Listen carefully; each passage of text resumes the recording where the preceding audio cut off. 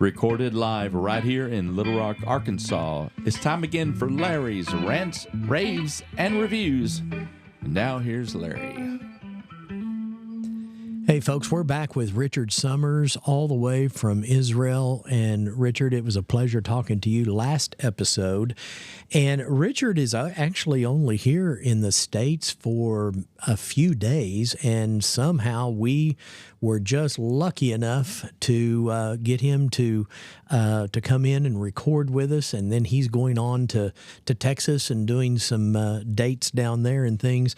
And our friend Kathy Dortch introduced us and got everything all organized to where we could get him in here. And part one of this, the new reality in the Middle East, was just a fabulous episode. So we really want to pick up right where we left off, and that is where you were saying that the Therapy Writing Center was finished 1 month before October 7th, correct? That's right. Okay, take it from there. So yeah, basically you can see how communities come together. I'm going to go back to community because it's my place to start. And I'm going to tell you, this blows my mind, Randy. I don't know about you, but I just in America cannot see when a tragedy happens, all of us opening our homes and bringing people in. Right. That just I don't think it would happen here. I just don't see it in America. And so what you're saying, that's why I told the people what you're hearing on this podcast on the first episode, on the last episode here, what you're hearing, your human mind, your American mind doesn't comprehend. So you're bringing a new reality of where you live and what your reality is. And so I'm enjoying what I'm hearing. Okay. And also continue on. Okay, so we go back to community. We go back to community because in the end, community is something you have to protect. Yes. And you have to turn around and say it has value. Just before I came here, okay, I get a WhatsApp. I sit on the security table of my region. So everything that happens, immediately I get an update before everybody else with the idea of turning around and saying, do I need to start getting everybody moving? And I get a response turning around and saying that there's been an infiltration on the Jordanian border. Okay, and it's just by a place called Faran.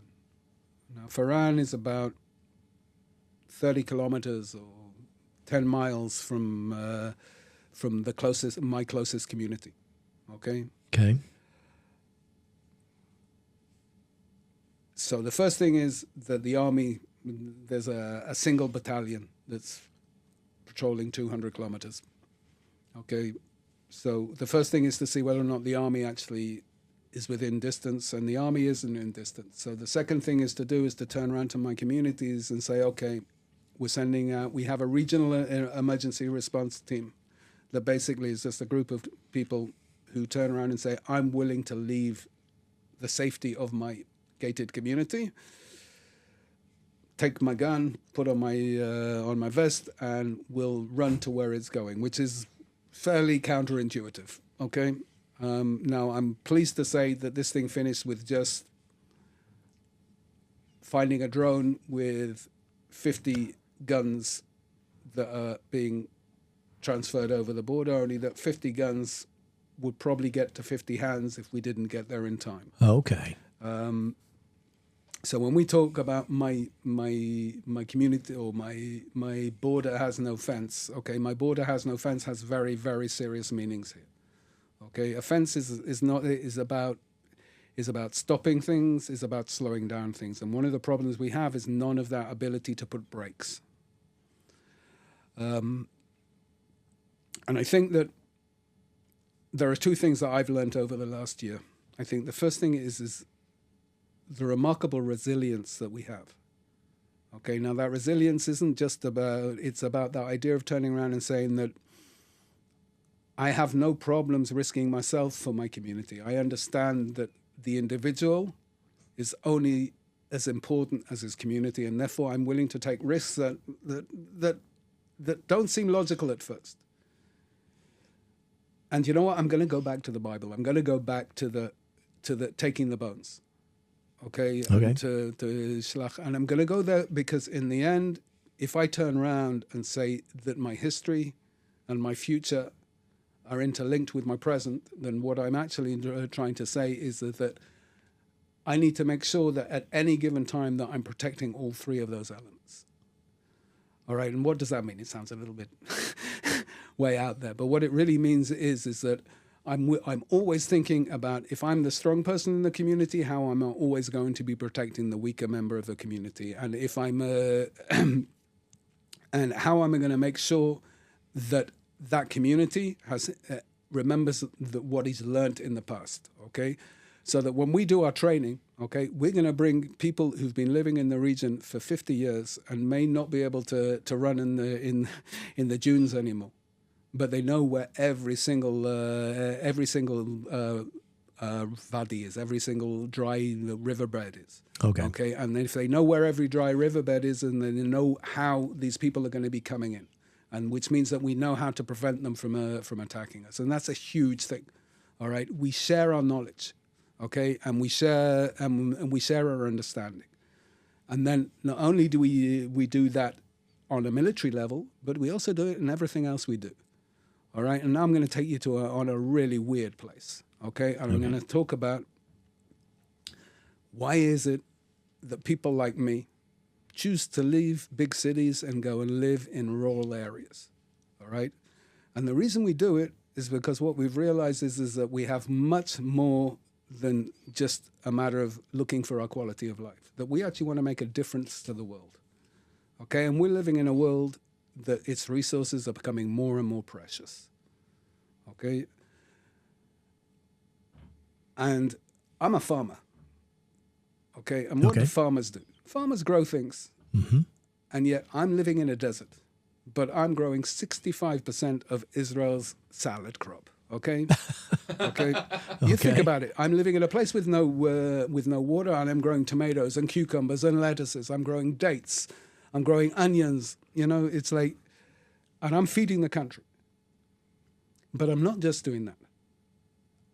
I'm creating knowledge, and that knowledge, in essence, is as we did our own gathering, as we came to Israel. When people will turn around and say, "We accept your existence," we're spreading the good news. Okay, I spent 2 years living in Africa, just teaching farmers how to use irrigation. Not because I had to, but because I discovered that I had a gift that I could share with other people. And we were working with Christian communities in Soweto and Christian communities in Orange Farm. And going into these communities that really had nothing, okay? And teaching them how to grow their own food and how to do it and how to create their own energy. And a lot of that has to do, and I think that, you know, if we go back to President Trump and the change in the way that we look of, don't judge these people, help these people, that it gives us the opportunity to turn around and say we can share our knowledge. And today we're sharing not only our knowledge about agriculture, but the truth is that if I look at the one amazing thing that came out of this war, is that now we're sharing our knowledge about how other nations can protect themselves. All right? Iron Dome, you know, David Sling, the arrow. That's exactly what I was wanting to ask. It was on my notes. What about the Iron Dome? Can you? I mean, we just see just a little glimpse of it on the news about what that's all about, but can you kind of expound on that about it? You know, is it as good as what everybody thinks it is, or can we get one? Okay, so first of all, I'm talking with you, so clearly it is. All right. You remember in the last episode I talked about 151 rocket or attacks on our region. Okay, on the first night of that war with Iran, I literally sat on the top of a hill and watched 400 ballistic missiles going past my front room. Wow. Okay, and you're literally watching as Iron Dome, David Sling, the Arrow are all doing their thing, okay, together with F-16s, which was insane. It's a remarkable thing. Just so you know, we're only at the first stages because they now have the Iron Beam. I've heard of that too. All right, which is even more insane. Yeah. All right, because I that can means imagine. that like the big fear about the Iron Dome thing is that you'll run out of missiles. Right. All right, and that the whole perception of the way that the Hezbollah and Iran worked was the idea is okay, we understand that Israel can defend itself because it has an anti-missile system, but if we can throw enough at you, that eventually enough will get through, and it did. Right. All right, we had a direct hit on Soroka Hospital. We had a direct hit on a neighborhood in Tel Aviv where literally one missile knocks out a whole neighborhood. Yes. Okay, now, touch wood, nobody was hurt, which is really a miracle. All right, Yeah. now it's a miracle and it's not a miracle. It's miracles happen when you're prepared. And every single house in Israel pays an extra $100,000 for his house because they have to, by law, we have to build a safe room. All right, and you saw this crazy thing in Tel Aviv when this rocket hit, where there were no houses left, but the safety rooms still existed. All right, it was mad. It was like couldn't get out of them, but nobody was hurt. All right, and that's a miracle on the one hand. On the other hand, miracles happen because you believe and you do. All right, and if we go back to Noah and that thing, then one of the things, at least that we as Jews believe, is that God turns around to us after the great flood and says, "Okay, I'm no longer going to be an active God. You need to do your thing. You have free will, and I will give you guidance. And if you take that guidance, you will be safe. And if you don't take that guidance, it's your responsibility." And so, in the same way as the way that we've acted over the last 3 decades of turning around and saying we're going to invest huge amounts, like we're investing 6% of our GDP in defense. Okay, and that defense majority is actually for defense and not offensive purposes. All right. Okay. Just so you understand, I don't know what your tax is. I pay 47% tax. Good grief. Okay. Yeah. That's probably about middle class tax. Okay, and I'm happy with every tax dollar I pay. Well, that's the difference between us Americans. Now, I admit the reason I'm happy for it is because I have Iron Dome. And in answer, can you have? Yes. The reason we have Iron Dome is because we have you. All right? You know that the money that you guys are giving us for defense purposes, in essence, every single dollar of that gets used in the United States and not in Israel, and it's important to say. Okay, and most of it is done for research and development into defensive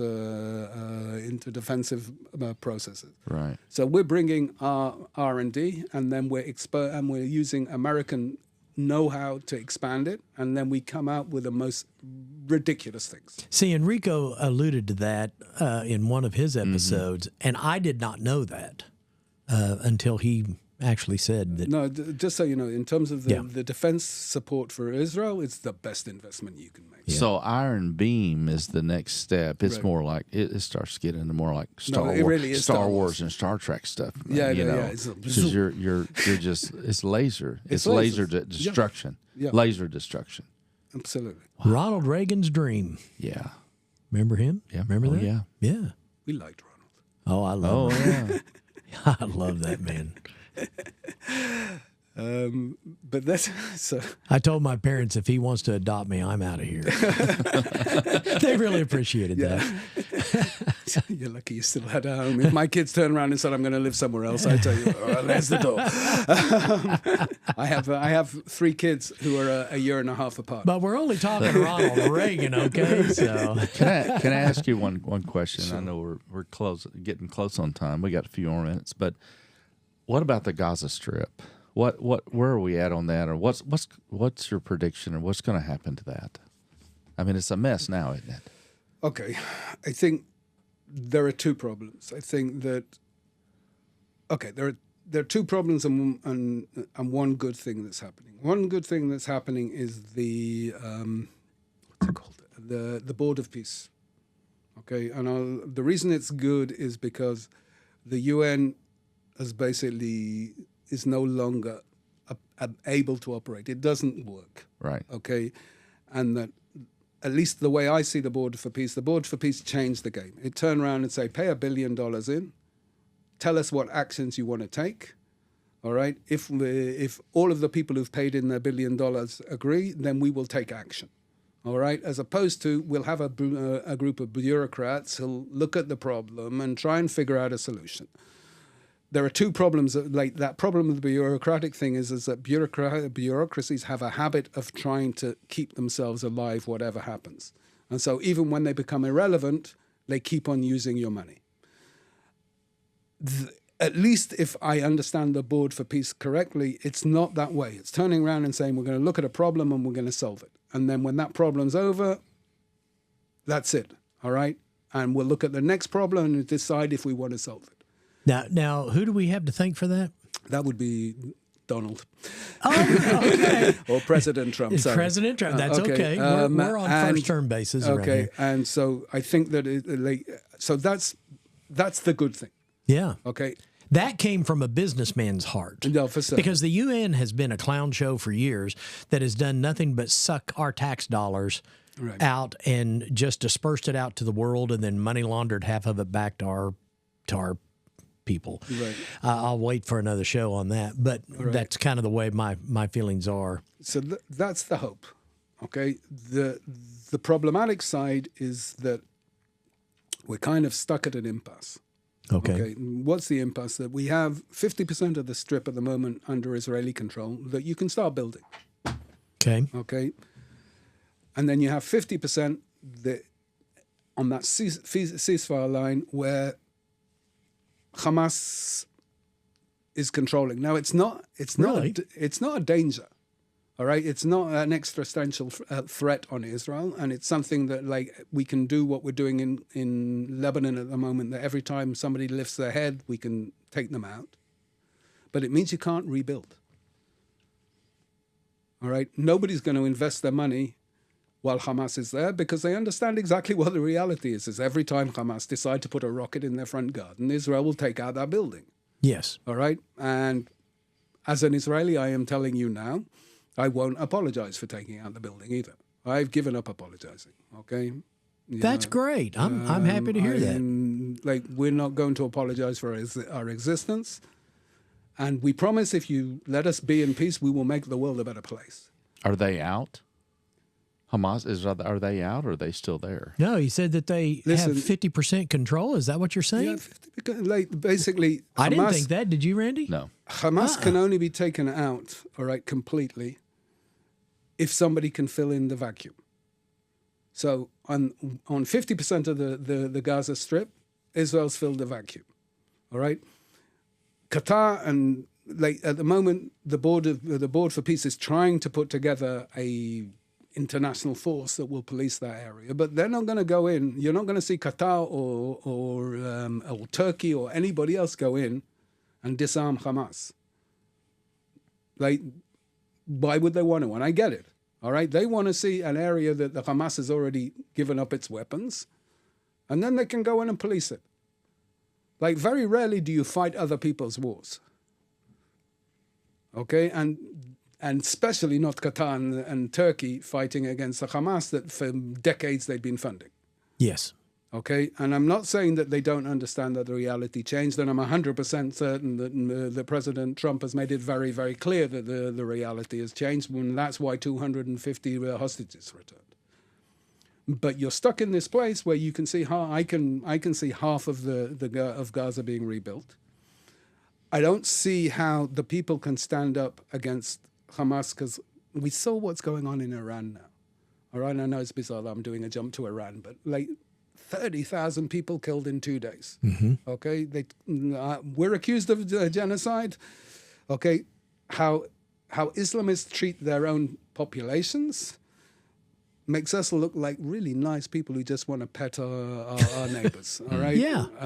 So I don't quite I don't have a particularly good out looking at what's going to happen on that other side. On the other hand, President Trump and the United States have managed to surprise me twice already over this war. So hey, surprise me again. Surprise me again, and I will not be upset that you surprised me. Right. It's like I may not be the person who likes a surprise birthday party, but if I can get a surprise from the United States to try and figure out that business approach to solving this problem, all power to them. Well, if anybody can negotiate the deal, it would be President Donald Trump. Yeah. And I will ask you, what do you reckon is the outcome? Oh, I'm not smart enough Oh, to. Larry, come on, but, Larry. but here's the thing: is that there are things that we see from you see from here that we don't see from them. All right, and I'll go back to that Red Mountain ride in Satan bomb shelter where we're trying to figure out why do we need it, and you guys were strong enough to turn around and say, if it keeps this place open, then it's needed. All right, so I come back to you and I'll turn around and say, okay, you're electing the president, not me. Yeah. All right. And you're clearly doing it because it's good for the American people, but you're also clearly doing it because you believe that America should be strong. Yes. So what do you think your leader could do? Sorry that I'm interviewing you. Yeah, think about that, Larry. Yeah, I need some time to put some thought to that. Well, he said that he was wanting to come back in, us to come back in and rebuild the Gaza Strip, United States to come back in and make it a beautiful place. Of course, if anybody can do it, it'd be Trump construction. Well, and I said, I guess, one of my thoughts is when all this was being bombed, is that Israel can take it back over. It does belong to them. And a bunch of our businessmen can go in there and rebuild it. Right. Like Trump and Musk and different ones. Yeah, we got business all these people over there. Billionaires. And it's just finding the people to come over there. As long as, like he was saying this, we know that Hamas is out of there. Who wants to rebuild and then next month they get destroyed? Yeah. So I agree. How can we know that it's out of there? How can we know that it's over? I mean, it's calmed down? There's no more air raids and all that, is there? It's, as I say, it's no longer a threat. All right, it's just a matter of how do you get to a point where it's not just that it's not a threat, but how can you let that place thrive? I mean, and I think, and it's like I think that part of it is a much bigger worldview that President Trump has of turning around and saying is actually I don't need to talk to Hamas, I need to talk to the Qatar. And I need to figure out what are the buttons to push on Qatar so that I can turn to them and say, starve Hamas. Because in the end, I mean, it's not starving like physically. It's just turning around and saying, okay, any way that you think your money or your weapons or your ability to have power can come is no longer available. Because in the end, nobody will feed Hamas if Qatar don't give the okay. And I think we can see lots of nods towards this. All right. I think one of the questions is who comes after Trump as well. It's like this is technically this is President Trump's last term, and this is not a short-term problem. No, that's very true. It's going to take years. No, I think that the American people aren't changing their direction very soon. So then the question is just how is this new world? How is the new reality in the Middle East? If we go back to the last episode, how is a new reality in the Middle East going to affect like the next decade of American policy? Well, do you think that there's a chance for a Palestine state? Let me tell you, I have open house a lot at my house on Sunday afternoon, and a couple of when all the war and stuff was going on, I had some people coming through my open house, and I noticed some of the Muslims come through, and I'm familiar with a lot of the Muslim people. I've got some good friends that are Muslim, and sometimes they wear a little bit of their, I call it garb and stuff that on their heads and stuff. But these guys came in and they were fully dressed with all the stuff, and I said, "Where are you guys from?" And they said, "We're from Palestine." And, I said, well, I'm thinking, well, I don't know if there is I guess they're from Gaza or whatever. And of course, all this was going on. And I said, listen, all I know I can do is I can pray for your people and I can pray for peace. And they said, thank you very much. Thank you very much. But I could see through that, and they were already claiming that they were from Palestine, which they were thinking it's their state. So would there be a chance of a Palestine state? Does that make sense at all? Yeah, no, or it makes I'm sense. talking way out of line? No. Listen, it's kind of, we play around with lots of words. Yeah. Okay. Well, they were with me. Okay. First of all, there's a state which is 80% Palestinian. Mm-hmm. All right. If we accept the term Palestinian. All right. It's called Right. Jordan. Okay. If you look at those agreements like San Remo, and you look at what's going on, like in the early part or the mid 19th century, effectively there's a solution here. All right, it just was never accepted. Yeah. Okay, part of the reason why, when you talk about is there going to be a Palestinian state, I think that we need to change the conception. First of all, Israel changed its conception. All right, turned around and said, okay, it's peace for peace. It's not land for peace. Okay, it means that we're not giving you anything in order to get peace. First of all, you're going to have to lay down your weapons, because we won't attack you if you don't have any weapons. And then we can talk about what you need in order to be able to thrive together with us. I think that when we look at the bigger picture, the solution for the Middle East isn't a conversation between Europe, America, and the Palestinians. The solution is about the whole of the Middle East understanding that they need to reevaluate how the Middle East works in order that everybody is successful. Yeah. And then I'm gonna say something that is complicated and very simple. Okay, the Palestinians exist because of the former Soviet Union, and only because of the former Soviet Union. Okay, they basically were a way of undermining the United States foothold in the Middle East, which was called Israel at the time. All right, and so lots of the language that we hear effectively has nothing to do with really, people have been used as pawns. All right, on October the 7th, there's this really amazing Arab guy, okay, who, when he understands what's going on, starts running along the areas around where the Nova Festival were, and starts escorting people out, because he understands that he knows the land really well, because he has his own goats, and takes tens of these young people who've just gone to party out of harm's way, and keeps on going back in, and keeps on going out, and keeps on going back in. All right? And he was interviewed on national TV in Israel, and they said, why? And he said, listen, it's really simple. These are my neighbors. These are people I want to live with, and these are people who make my life better. All right? And when an enemy comes in and attacks me, I will do everything to defend it. That's a new reality. It's not when my brothers came in and attacked me. It's when an enemy came in and attacked me. And I think that one of the things that the Middle East needs to change is to understand that there's the enemy is not these nation states. The enemy is ideas, and that we need to turn around and say that if you want to thrive, that there are ideas that need to come to an end, and that the people need to say it. And you're seeing it in Iran now, and I'll say one last thing about President Trump, and that is the fact that he was the man who turned around more than any other leader globally, and turned around to the Iranians and said, "We have your back." All right, and if we want to see a change in the Middle East in terms of ideas, then we need to be able to turn around to those people who are standing for that change in ideas and say, "We have your back."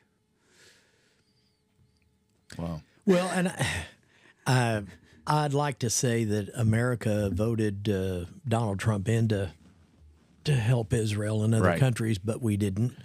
Honestly, we've been absolutely amazed and astonished of his worldview and his actions. We voted for him, 78 million of us, we the people. And when I say we the people, I mean when a majority of our voting base comes together, that's who I say we the people are. And we didn't even think it was going to happen. No. Remember? No. When that election happened? Yeah. We were so uncertain. Says, are you serious? You mean all the Americans are going to get together and vote for this guy? We were, ranting and raving for him. But can we count on us Americans to do that? And they did. Yeah. They did. So to kind of go back to something you alluded to, who might take over? I think that J.D. Vance is probably standing in the wings and will probably be the anointed one, okay, from Donald Trump. But you have to remember that the Democratic Party, who I say are communist, is standing there ready to take him out. You've got the Republicans who hate Donald Trump. If you think that our Republican Party really loves Donald Trump, I think you're mistaken. They don't. They're fighting him on every domestic issue that there is. And that's why I came out and said I think that Donald Trump is the one to thank, not the American government. Nah, you'd have never gotten the help. But it is through Donald Trump and his strong leadership that Israel got most of what all he's done is the executive orders. It's not through Congress and all that stuff. I have no argument. I have no argument with you about any of this. I think that when I was coming and saying what's going to be post-Trump, it's less about who the person is, and more of whether or not there's anybody else who has the ability to be able to think in those terms. I'm with you. Like, to bring business into politics is not a simple step, all right? And so that when you have, when I look at and I turn around and say, okay, can the White House continue work, or does the White House have the will to continue doing this way of thinking, all right? And, you guys know more than I do. As long as he's there. He's there. All right. And does anybody have the brain power to continue his type of thinking? I think he thinks on a whole different level than the majority of people. He thinks way outside the box. He really does. He thinks like a businessman, not like a politician. And he thinks because he wants to fix things. Yeah. Well, folks, here's what I'll say is our time is kind of up on this particular episode, but here's what the good news is. Richard is giving us all of his communication abilities. And Richard, he lives in Israel, obviously, and he has said that he would be more than happy to come back from time to time. And we put him right up there on that screen. That's right.